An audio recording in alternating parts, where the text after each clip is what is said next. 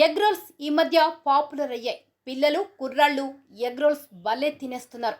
Egg role తయారీ ఆకర్షణీయంగా ఉండడంతో గుడ్డు తినేందుకు ఇష్టం లేని పిల్లలు కూడా ఎగ్ రోల్స్ చాలా ఇష్టంగా తింటారు. ఎగ్ రోల్స్లో వాడే సాస్, పొడులు మంచివి అయితే మాత్రం ఎగ్ రోల్స్ ఆరోగ్యానికి మంచిదే. ఒక్కో ఎగ్ రోల్లో 220 క్యాలరీల శక్తి, 10 మిల్లీగ్రాముల కొవ్వు ఉంటుంది. 89 గ్రాముల ఎగ్ రోల్స్లో 417 మిల్లీగ్రాముల సోడియం ఉంటుంది. ఇది మనిషికి రోజుకి అవసరమైన సోడియంలో 18% ఉంటుంది.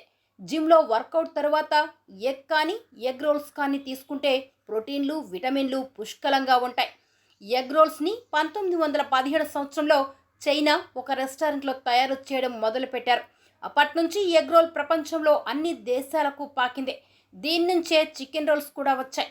ఎన్ని రకాల రోల్స్ వచ్చినా ఈ రోజుకి ఎగ్ రోల్స్, ఎగ్తో చేసిన వంటకాలే ఆరోగ్యము, శక్తినిచ్చే ఆహార పదార్థాలుగా నిలిచిపోయాయి.